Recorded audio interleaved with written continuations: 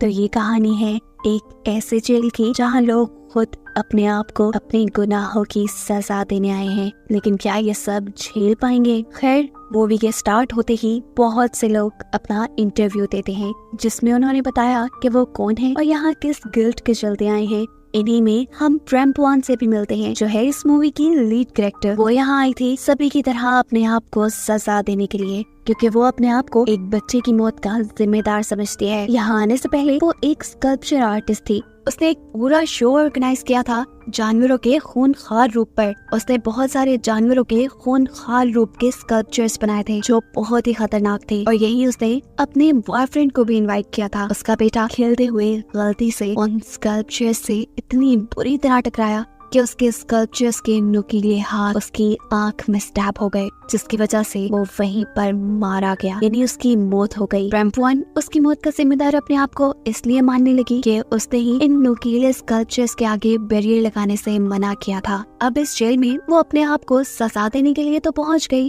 पर बिना इसके खतरों और नतीजों को जाने। यहाँ पर उसका रूममेट है जमान। जमान एक मैथमेटिशियन है और मैथ के जुनून ने उससे उसकी जॉब, फैमिली सबको दूर कर दिया, क्योंकि कुछ अर्सा पहले उसके दिमाग में नई इक्वेशन आ गई थी जिसे सॉल्व करने में उसने सालों वेस्ट कर दिए, लेकिन आज तक भी वो उसे सॉल्व नहीं कर पाया। वो प्रेमपुआन से भी इस इक्वेशन को सॉल्व करने को कहता है। इक्वेशन थी -1 का अंडर रूट क्या होगा। प्रेमपुआन इसे सॉल्व नहीं कर पाती। उसे लगा कि ये तकरीबन इम्पॉसिबल है, और इसी इम्पॉसिबल चीज के पीछे तो वो पड़ा हुआ था अपने दिमाग में चलने वाली लूसर और गट फीलिंग को कम करने के लिए। वो भी यहाँ पर आ गया। खैर, अब हम यहाँ के मास्टर से मिलते हैं, जो इस पूरी ऑर्गेनाइजेशन यानी इस जेल को लीड करता है। वैसे तो इस जेल को बनाने वाला कौन है वो अभी तक नहीं बताया गया, लेकिन ये मास्टर खुद एक कैदी है और इसका एक पूरा ग्रुप है। ये जेल एक टॉवर नुमा जेल है, जिसके अंदर 362 से भी ज्यादा फ्लोर्स हैं। हर रोज सबसे ऊपर वाले फ्लोर से खाना मिलना शुरू होता है और पहले फ्लोर को 1 काउंट किया जाता है।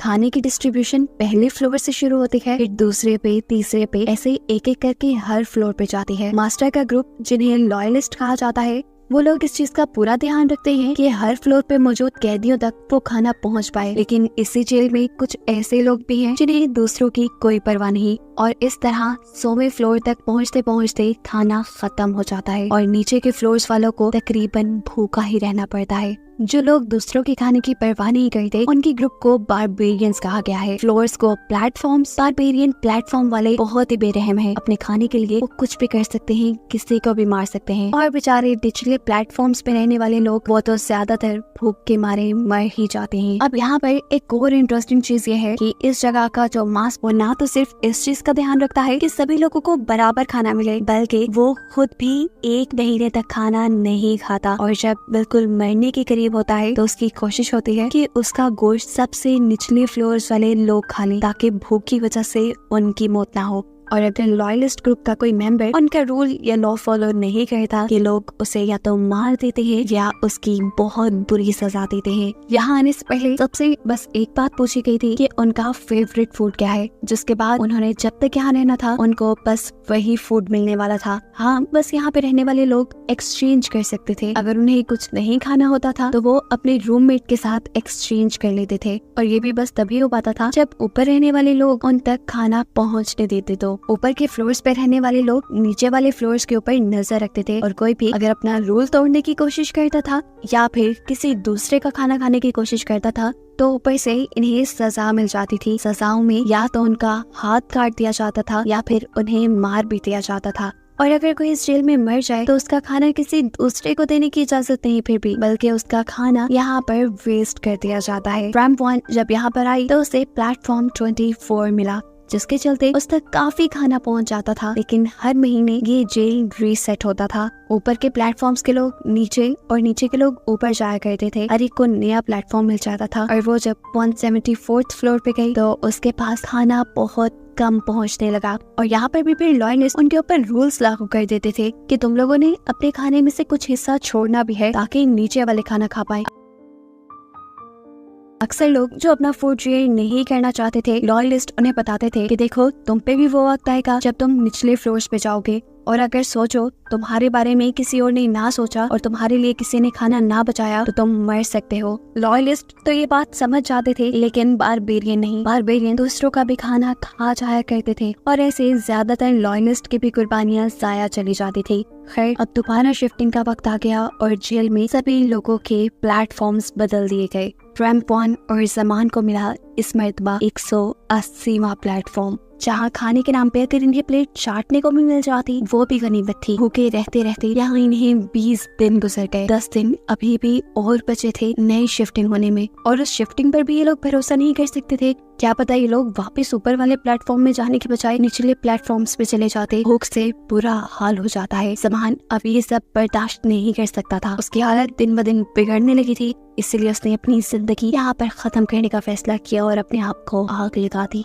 उसके जिस्म के जलते हुए टुकड़े जब नीचे के प्लेटफॉर्म्स में गए तो इन लोगों ने कुछ नहीं सोचा कि ये एक इंसान का जिस्म है। उन्होंने बस खाने की जिस्म पहले ही जल चुका था, उनके लिए तो ये पके हुए जैसा ही था। और अपने आप को जिंदा रखने के लिए वहाँ पर मौजूद अभी नीचे वाले कैदियों ने जमान का गोश्त पेट भरने के लिए खा लिया। जमान के जाने के बाद ट्रैम्पॉन को मिल गई एक नई रूममेट, जिसका एक हाथ पहले से ही कटा हुआ था क्योंकि उसने लॉयलिस्ट के एक लॉ को तोड़ा था, जिसमें उसका ज्यादा कसूर भी नहीं था। यहाँ पर मरने वालों की लाशें इधर उधर फेंक दी जाती थी। उसने बस मरने वाले की लाश से एक दूसरे भूखे का पेट भरा था, और जिस बंदे ने वो गोश्त खाया था उसकी आंखें निकाल कर उसको भी मार दिया गया। अभी ये लोग बातें ही कर रहे थे कि इनके सामने खाने की लिफ्ट आ गई। खुशकिस्मती से इनके सामने आज काफी सारा खाना आया था, क्योंकि जेल की शिफ्ट चेंज होने की वजह से इनकी किस्मत चली थी और इनके ऊपर मौजूद सभी लोग लॉयलिस्ट थे जो नीचे वाले लोगों के लिए खाना बचाया करते थे। ये खाना उनके लिए तो ज्यादा था, लेकिन क्या मालूम था कि नीचे जाते जाते नीचे के लोग इस खाने के साथ क्या सलूक करें और आखिरी प्लेटफॉर्म के लोगों के लिए खाना बचे या ना बचे। अब ट्रैम्पॉन और इसके साथी डिसाइड करती है कि वो दोनों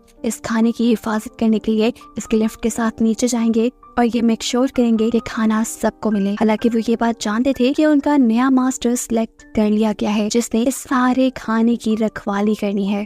अब ये बात जब नए मास्टर को पता चली तो उसे बिल्कुल पसंद नहीं आई। ट्रैम्पॉन और उसके साथी ने उसे बताया, देखो फूड की सिक्योरिटी के लिए लोगों को होना जरूरी है। अगर नीचे जाते जाते कोई भी बारबेरियन इस फूड को झपट लेता है तो बाकी के लोग भूख से मर सकते हैं। अब किसी तरह मास्टर को अपने साथ मिलू के 2-4 और लोगों के साथ ये लोग नीचे जाते हैं और फैसला करते हैं कि ये लोग बारबेरियन से लड़ेंगे और उन्हें मार डालेंगे। ये लड़ाई काफी खतरनाक थी। सभी एक दूसरे पर ऐसे झपटे कि सभी जंगली हैं और अभी एक दूसरे को काट खाएंगे। लेकिन इस टाइम लॉयलिस्ट ने हार नहीं मानी और अपनी ताकत से बारबेरियंस को हरा दिया, क्योंकि बारबेरियंस कम थे। जितने भी लोग निचले फ्लोर्स पर रहकर आ चुके थे उन्हें भूख का और भूखे लोगों का एहसास हो चुका था। इस टाइम लॉयलिस्ट ज्यादा थे और इन्हें दूसरे बारबेरियंस को हराने में ज्यादा मुश्किल नहीं होती। लेकिन एक बुरा काम जो ट्रैम्पॉन और उसके साथी के साथ हुआ, उनका फ्लोर 51 था, लेकिन इस लड़ाई के चलते वो लोग वापस अपने फ्लोर तक नहीं जा पाए और निचले फ्लोर्स पे फंस गए जहाँ बिल्कुल खाने को कुछ नहीं था। यहाँ ट्रैम्पॉन के साथी ने उसे बताया, फिक्र मत करो, यहाँ से निकलने का एक रास्ता है। जब प्लेटफॉर्म की शिफ्टिंग होती है तब एक गैस फैलाई जाती है जिससे सभी लोग सो जाते हैं,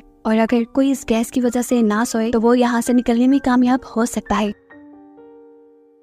अब इन्हें बस 1 महीना ही और काटना था शिफ्टिंग के वक्त का। इन लोग बेसब्री से इंतजार कर रहे थे, लेकिन उससे पहले ही लॉयलिस्ट ने मिलकर इन्हें सजा देने की ठान ली, क्योंकि इन्होंने लॉयलिस्ट के कानून तोड़े थे और अपना फ्लोर भी छोड़ दिया था। अब क्योंकि ट्रैम्पॉन की साथी ने दूसरी मर्तबा रूल तोड़े थे लॉयलिस्ट के, तो इसकी सजा में उसे जान से मार दिया जाता है, जबकि ट्रैम्पॉन को ये लोग बुरी तरह बांध कर उसका हाथ काट देते हैं। ट्रैम्पॉन की साथी को खाने के टेबल के साथ बांध कर निचले फ्लोर्स पर भेज दिया जाता है, जहाँ के लोग न जाने कितने वक्त से भूखे थे। वो लोग उसकी बॉडी को चीर फाड़ कर खा जाते हैं। ट्रैम्पॉन उस लड़की की मौत से बहुत ज्यादा दुखी थी। इस मर्तबा वो 72वें प्लेटफॉर्म पे थी और उसका रूममेट एक बूढ़ा आदमी था जिसके पास एक चाकू भी था। ट्रैम्पॉन उसे चाकू ले लेती है क्योंकि अब उसके दिमाग में एक नई प्लानिंग चल रही थी। वो अब बारबेरियंस के बजाय लॉयलिस्ट से बदला लेना चाहती थी, जिसने उससे उसका हाथ और उसकी साथी को छीन लिया। हालांकि वो अच्छा काम कर रहे थे। उसे अब लॉयलिस से ज्यादा बेहतर बारबेरियंस लगने लगे थे। बेशक वो किसी का खाना चुरा लेते थे, कम से कम किसी की जान तो नहीं लेते थे असूलों के नाम पर। वो अब अपने इस बूढ़े साथी को लेकर खाने की ही लिफ्ट के साथ दूसरे फ्लोर्स तक जाती है। वहाँ पे मौजूद बारबेरियंस को आती है लॉयलिस से लड़ने के लिए और दो लोगों को जमा करके अपना ग्रुप बड़ा बना लेते हैं। खाने के खत्म होते ही ये लोग लॉयलिस्ट के प्लेटफॉर्म्स तक पहुँच जाते हैं, जहाँ जाते ही अब रैम्पवान ने जंग का ऐलान कर दिया था। यहाँ पर मौजूद सभी लोगों को लग रहा था कि ये जंग खाने के लिए थी, लेकिन असल में ये जंग खाने की नहीं बल्कि आजादी की जंग थी। रैम्पवान अब यहाँ से भागना चाहती थी। यहाँ के लोग एक दूसरे के ऊपर इंसानियत भूलकर हमला कर देते हैं, कोई चाकू से तो कोई किसी और चीज से किसी दूसरे को टॉर्चर करा था। जिसके हाथ में जो आया उसने उस चीज का इस्तेमाल करते हुए अपने दुश्मन को मार डाला। कई बारबेरियंस मर गए और कई लॉयलिस्ट भी, और आखिर रैम्पवान भी पकड़ी गई लॉयलिस्ट के हाथों। लॉयलिस्ट के खिलाफ आखिर उसने जंग छेड़ी थी, उसको लॉयलिस्ट कैसे छोड़ देते। वो आवाज देकर बारबेरियंस को मदद के लिए बुलाती है, लेकिन कोई बारबेरियन जब उसकी मदद को नहीं आया तो उसने अपनी मदद खुद की। पास पड़ा चाकू उठाया और लॉयलिस्ट के मास्टर के पेट में स्टैब करते हुए उसे मार डाला। बेतहाशा लोग मर चुके थे। अब खाने की लिफ्ट जैसे ही दोबारा चली तो मरे हुए लोग उसके साथ नीचे गिरने लगे और ऐसे नीचे वाले भूखे लोगों को खाना मिल गया। इसी लिफ्ट के साथ चलते चलते रैम्पवान भी 331वें प्लेटफॉर्म तक पहुंच गई, जहां सांस लेना या जिंदा रहना इंतहाई मुश्किल था। लाशों का एक ढेर था यहाँ पे। यहीं पर रैम्पवान को एक बच्चा मिलता है जिसके सर से खून निकल रहा था। वो इस बच्चे को बचाती है क्योंकि उसने सुन रखा था कि बच्चों का यहाँ पर जिंदा रहना आसान है। बच्चों को यहाँ पर खाना दे दिया जाता है। बच्चे ऊपर वाले प्लेटफॉर्म्स पे भी जाते हैं, लेकिन जैसे ही ये बच्चे बड़े हो जाते हैं तो इसी सारी खाने की लड़ाई का शिकार हो जाते हैं। रैम्पवान अब उस बच्चे को लेकर जाना तो ऊपर चाहती थी, लेकिन लिफ्ट ने अभी पहले 2 फ्लोर और नीचे जाना था और फिर ऊपर का सफर तय करना था। लिफ्ट जैसे ही आखिरी फ्लोर पर पहुंचती है, यहाँ पर एक हंगामा हो जाता है। यहाँ के सालों भूखे पासियों ने काफी अरसे बाद किसी चीज की खुशबू सूंघी थी, चाहे वो खुशबू इंसान की थी, लेकिन उन्हें खाने के ख्याल के अलावा कोई दूसरा ख्याल नहीं आता। वो इंसानों को भी अपना खाना समझने लगे थे। बस वो वक्त दूर नहीं था कि लोग इन दोनों पे हमला करके इन्हें खा जाते। मतलब साफ था कि रैम्पवान ने यहाँ से निकलने की कोशिश तो की, लेकिन वो बुरी तरह नाकाम हो गई। वो यहाँ से कभी निकल नहीं सकती और बस उसे यही फंसा दिखाकर ये कहानी यही खत्म हो जाती है।